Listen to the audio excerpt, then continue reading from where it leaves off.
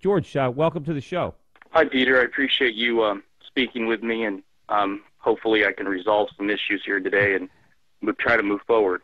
Yeah, well, now, first of all, with respect to the NIA, so you told me, and was something that was repeated to me by another person who is still a little nervous and wants to be nameless, but he said that he was threatened by the members of the NIA that if he went public with any of the information that he had, that if he couldn't prove it, that he would be sued. Now, I understand, did anybody there threaten you with a lawsuit if you publicly spoke about any of your concerns regarding what was going on over there? When I left NIA because of their first paid promotion, which I just didn't sit right with me as being ethical, they were charging members $1,000 for the premium stock picks before the rest of the members got those, and that's when I terminated our relationship. It was told to me by another YouTuber that did work for NIA Vision Victory that Gerard Adams said he would sue me and get a judgment against me for everything that I had. So you have been silent about your concerns because you were afraid of their retaliation. Yeah, and maybe, Peter, I should give you a little bit of background real quick so we get some context. I started YouTubing in 2006, and it was because I lost my job for over 10 years, and I just found it a way to meet people. I got involved in the Ron Paul movement heavily. I was a listener to you, and John Lebed contacted me pretty much after I in the summer of 2008, and he said, would you support my my website if I were to hire you? And I said, okay, that's fine. So it was like, we're talking a couple $100, and I was promoting his website. Well, he got slammed because of his financial arrangements with the pump and dump stock history that he had, and that's when he came up with the idea for Inflation US, and I helped him build a YouTube channel to do that. And at the time, I still gave him the benefit of the doubt, but in hindsight, I'm seeing this whole program for what it truly is. You also told me when he first met you, the first videos he paid you to make were anti-Peter Schiff videos, correct? Yeah, even though, and first of all, Gerard Adams is the so-called president of NIA, but everyone needs to understand that John Lebed is really the person behind and orchestrating the entire marketing scheme of NIA. He is 99% creator of all the information in the documentaries and the newsletters. I pretty much wrote Hyperinflation Nation when we first got started, but John has slowly taken almost 100% of the reins of where NIA goes. And at the very beginning, they were really encouraging me to do slam videos against you and against what you're all about. So Now, why did they want to slam me when they're saying, I mean, so much of the information that they put out in their emails that come out, in their videos, so much of it is my words. It's the things that I'm saying on a whole range of subjects, and they use me in a lot of their videos. So why would they slam me but then adopt all of my my outlooks and philosophies at the same time? What was the motivation for that? Well, I think what they're really interested in is your following or your audience. It's not so much your beliefs, even though I think they are pretty much libertarian, but to the point of they don't believe in rules, regulations, oversight of any kind. But they just used you as a way to gain notoriety for themselves. But they wanted to attract. They wanted to attract. You're saying they wanted to attract my audience, people that were Peter Schiff so-called fans. They wanted to get them to read this anti-Peter Schiff stuff by going to their site, and they wanted to capture their name to build a database. Yeah, and that's what spawned the Peter Schiff is wrong video in 2008, where they flew me out there and they had a whole video produced and it got a lot of views. and they realized that marketing strategy wasn't the way to go, so they changed gears very quickly, and we started producing Alex Jones-type documentaries, but based upon the financial aspects of right, this to build, libertarian movement. They wanted to build a database so they would have people to pump stocks to so that their paid clients could dump them. But what you started talking about this original scam, ahead, I wanted to go into this premium service. So what they sold is for $1,000, right? For $1,000, they would give you the name of a penny stock in advance, and then several days later or a week later, they would email out the recommendation to all the other NIA members. Was that basically the plan?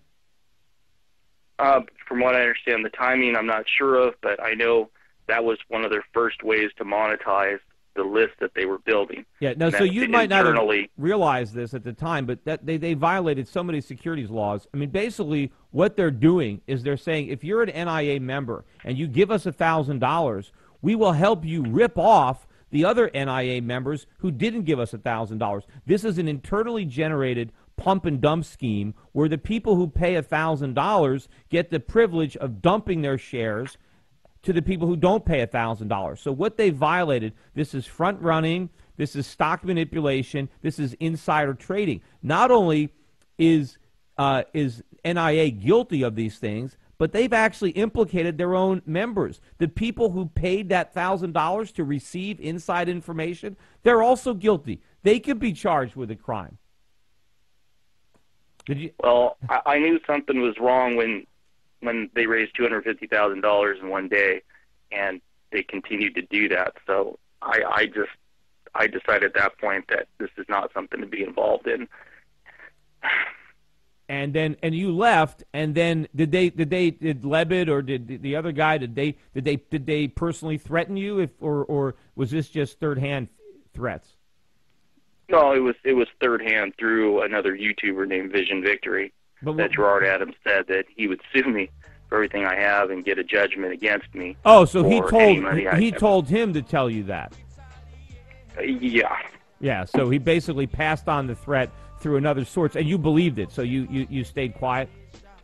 Of course.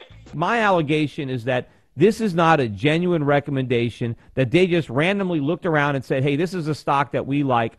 I'm alleging that they are recommending this stock because they have a financial incentive to do so because somebody paid them. Now, do you think that my allegation is likely to be true or false based on your knowledge of these guys?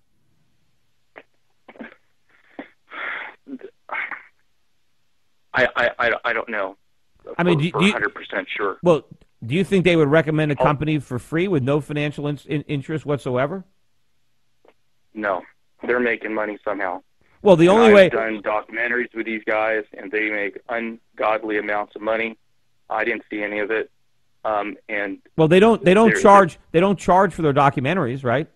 They don't charge people to watch them. No, they don't. They put them out for free. Do they have documentaries? The documentaries cost a lot to produce. They cost $10,000 to $20,000 per piece just to produce, and they promote them through YouTube using the YouTube promotion feature. They spend at least $30,000 to $40,000 just in promoting and advertising the videos. Now, do they accept advertising revenue on their site? No, they don't. When I was doing videos for them, I would accept advertising on some of my personal videos that I did, but on their documentaries they produce, they don't accept any advertising. All right, so then where would all the money be coming from to produce all these videos, to pay to promote them? If they don't charge anybody, then where are they making their money? The only way I can explain it is with experiencing these guys. When you start promoting stocks in this way, it looks like it's a license to print money. And these kids are 24, 25 years old. John doesn't drive because he has a personal driver. They fly to every UFC major event and send me pictures with the main fighters in the fights. They go to all the NFL football games. They had a place in Miami for a while. I mean, these guys are living a life that people only dream about. So, and did they describe to you the whole idea about promoting stocks? I mean, you told me off the air that they described how the business works. I mean, that's their primary business, right? Stock promotion. Yes, that's their primary business is stock promotion. They get paid by companies and they sometimes get shares of the stock, and then now they're charging those premiums to their members. But okay, so they say they disclose everything in all their emails and all the websites. Well, in the email blast that I got, they didn't disclose anything about being paid to promote mega precious metals. Now, if they are paid stock promoters, if people pay them to promote stocks, why would they promote mega precious metals for free? I can't answer that one, Peter. Yeah. I don't know. But do you think I'm doing the right thing by publicly criticizing what they're doing and warning people to stay away from these stocks? Yeah, what they're doing is hurting people, especially if they're not familiar with investing in stocks. I mean, I've lost money that I can't afford to lose investing in stocks. John Lebed himself has told me, don't invest in the promoted stocks. He knows they're losers. He told you that? There's many things John and Gerard have told me because I've had personal, intimate contact with them. Yes. I mean, I could tell you much more. See, I've alleged. John's told me, don't invest in the promoted stocks, George. Right, because I've lost money on them. Yeah, because there's a difference between, and they try to, they show their track record, and they'll show like Newmont Mining or Silver Wheaton or Barrick Gold, and these are stocks that they don't promote, and they'll show these stocks, and they've all gone up, and then they'll use that to create a track record, and then they'll slip in these promoted pump and dump penny stocks, but they won't tell anybody that there's a difference, and they'll hope they'll buy these. Is that how they operate, as far as you can see? Correct. The horrible thing about this is John and Gerard actually produce some good information in the documentaries and even some of their newsletters, and some of the stock valuations and picks are actually good. And that's what makes it so horrible, is that, that you can't trust 100% of it. People that are intelligent enough to discern through that information, that's fine. This kid, John Lebed, was making $50,000 a day when he was 15, buying stocks in the morning, promoting them, and selling them at lunchtime in the library. I mean, I don't know what kind of damage he's doing at 24, 25. I don't ask. He's perfected that. I mean, I mentioned it. Someone pointed out that if you go to Wikipedia and look up pump and dump, the first thing they show is Jonathan Lebed. I mean, he's the name that is associated with the pump and dump scheme, almost as if he invented it, but he didn't. But he certainly learned how to apply it, and so that makes perfect sense that they'd want to keep him behind the scenes, given what they're doing. Prior to inflation.us, they still had their Wall Street stock promotion companies. But do you think they tailored their message, that now that they got a group of people that they know is worried about inflation in the U.S. economy and is predisposed to liking gold, did they tailor now their business to actually go after mining companies to promote, because now they've got this database of people who are worried about inflation? Correct. When they first contacted me, they just saw my view counts, and they wanted to hire me to drive traffic to their website, and that's what I believe they hired Vision Victory for. But as I got to know them and explained to them what the movement was and how, Ron Paul, you, Peter Schiff, Jim Rogers, the whole gold and silver movement, that's when they said, okay, we're going to tap into this. And that's what he's pretty much told me what he does, is he finds out that the hottest thing that's growing, then he starts finding stocks to fit that. And that's his modus operandi. And right now he's on the silver and gold train, and he is harvesting emails of libertarian Peter Schiff followers. I mean, that's basically it in a nutshell. And then ripping them off with these pump and dump schemes. Apparently. Yeah. Anyway, George, hey, thanks for coming on the show and speaking out. And don't worry, I doubt they're going to sue you. They'll sue me before they sue you, because I got a lot of money they can take. All I can say is bring it on, because I will countersue them, and it'll be a very expensive thing. But in the end, I'm sure I'll win, because I've got the truth on my side. Anyway, hey, good luck to you, George. Thanks for being on the show. Apology accepted.